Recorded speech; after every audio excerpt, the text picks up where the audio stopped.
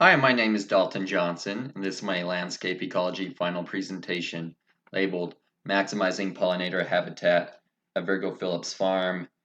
The background picture is a picture of Virgo Phillips Farm, and I hope you enjoy the presentation. As an introductory, I want to look at pollinators and why they're important to me, and why I chose to do my presentation on them. To start out, let's look at honeybees. The number of honeybee colonies have been in decline over the past half century because of disease, parasites, pesticides, and other factors that are amplified especially due to climate change. Looking locally, let's look at bee populations on the Palouse. In 2002 to 2003, a study found that 1,192 bumblebees were found on the Palouse with 10 bee species. Originally, there was 15 bee species on the Palouse, so that's a fall in richness by about 5 species. And one of the main species that were lost was Bombus occidentalis, which is also known as the western bumblebee, with a picture below. The bumblebee has been in this particular subspecies, the bumblebee has been in decline, and their entire range has shifted across North America, with the Palouse affected as well. The table to the right denotes different remnants that were studied. A few you might recognize, such as Paradise, as well as Tomer. So some of these were in Idaho, as well as Washington and Latah and Whitman County. You look at the number of traps, as well as richness in different indices, such as Simpson, Shannon, and the evenness. As well as bees, monarchs have also had a bit of population demise, so much that they are a candidate to be a threatened species, with 84% of their population decline, especially in their wintering range. This is especially true for inland wintering ranges, as the coast temperatures are more consistent, especially same with precipitation and temperature, while the inland temperature and precipitation fluctuate more, especially with climate change, which has greatly degraded their population and their wintering range. Habitat loss. Recent declines likely include biotic and abiotic stressors, including climate change and loss and degradation of native milkweed. That's according to Svankara in 2019. And milkweed is extremely important to the life cycle, especially to monarch butterflies, as well as to other native species of the Palouse, as well as North America. And the reason milkweed is so important is the leaves provide a sole sustenance for monarch larvae, and they kind of put their life cycle around them, especially with larvae surviving on milkweed. And they store a steroid that's usually toxic to most species, that makes species poisonous as larvae and adults. So it's a protection agency for them and decreases predation of them. So milkweed is extremely important to them, and their range is going to fluctuate with milkweed. Same with other indicator species such as whitebark pine and grizzly bear. It's going to have a similar relationship to those two species. The study area I wanted to focus on, even if it's not incredibly original, is Virgo Phillips County Park. Ava, Strand, as well as many other collaborators. You're probably watching the presentation, Ava. You did a great job on the vegetation plan, and it was hard to find more sources because you found so many, and as well as the collaborators at the University of Idaho and the other local agencies in Moscow that helped with the plan. The two management plan goals that I wanted to focus on was increased diversity within plant communities with a focus on native species, as well as improved habitat for pollinators, including the monarch butterfly. I went myself and took these pictures.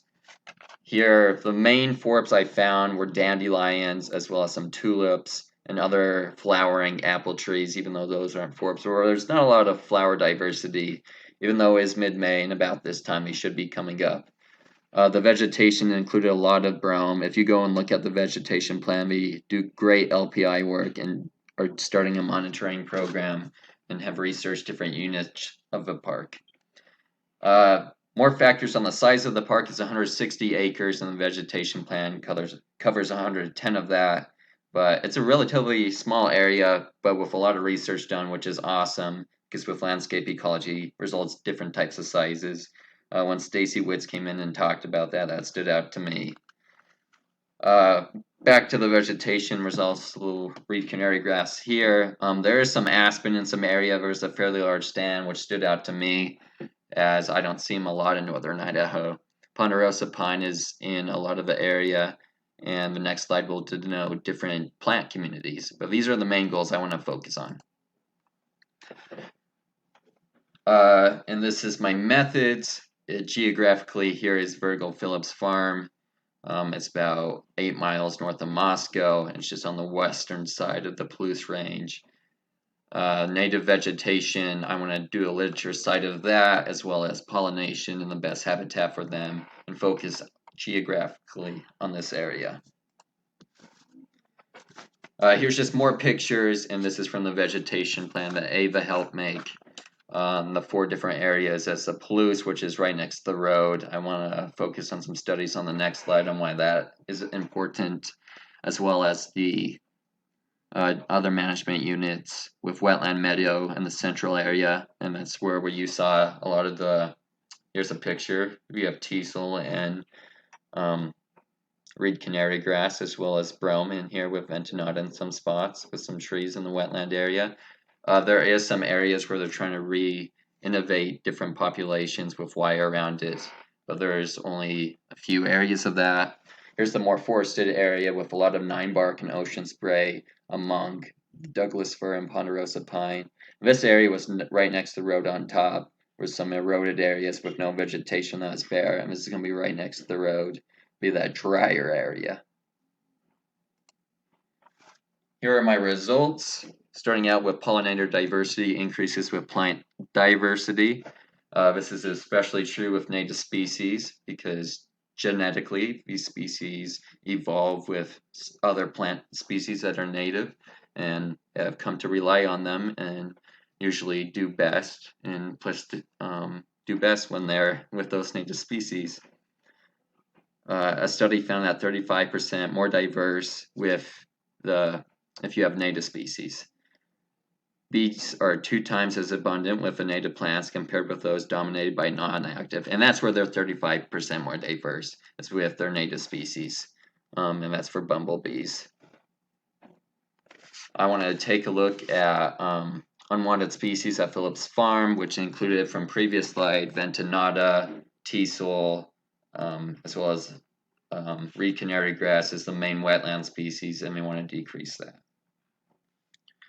Some of the treatments they've done on herbicide use there include Espelande herbicide back in September 2019, Laramie herbicide in April of 2020, as well as other herbicides overall.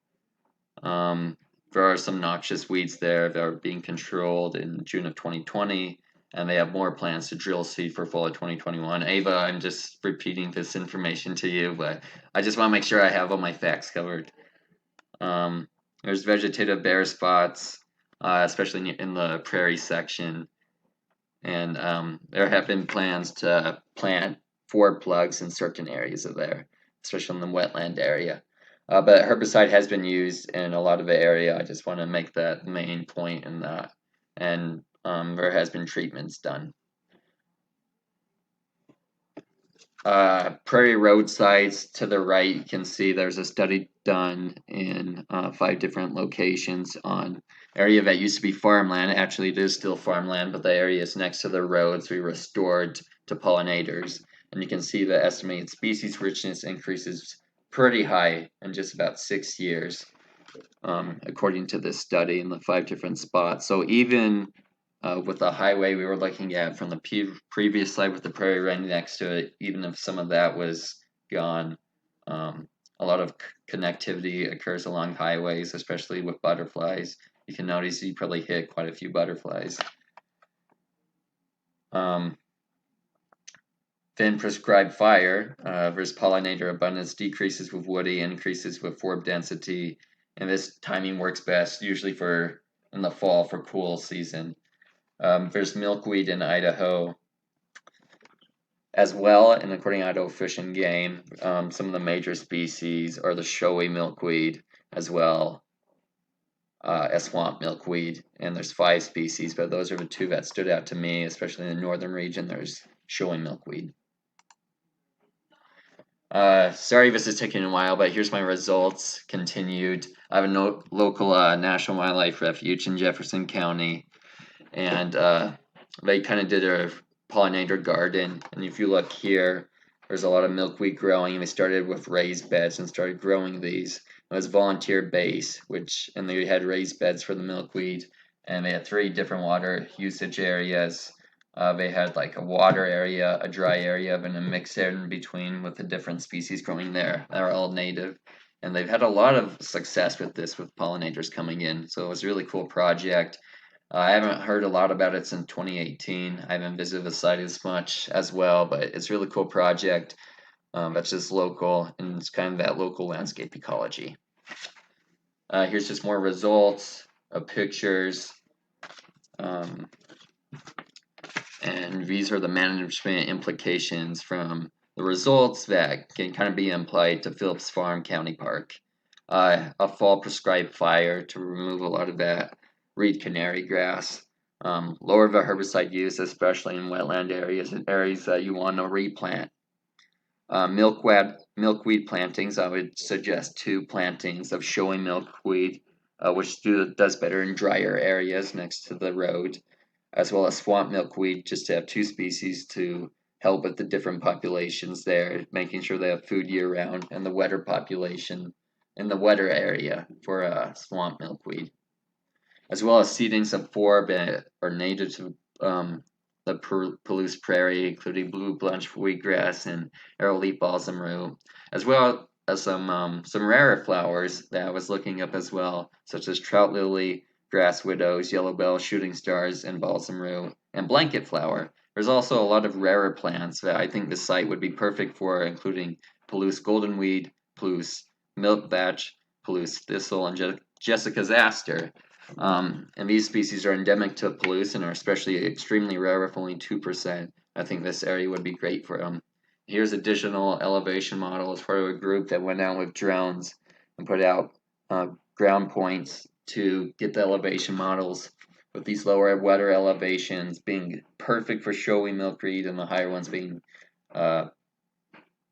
these ones being better for showy and this one being better for swamp milkweed, and just having these different forbs grow better in certain areas after the prescribed fire. Just concluding with a discussion, pollinator populations are decreasing as a big part of my literature cited in the sources there. Prescribed fire would be an extremely useful tool in this area, especially with pollinator and being more efficient than herbicides, and increasing the diversity and richness of native plants of Palouse, which should in turn increase native pollinators, including monarch butterflies and bumblebee species. Here's my reference cited. Please let me know if you have any questions, and thank you very much.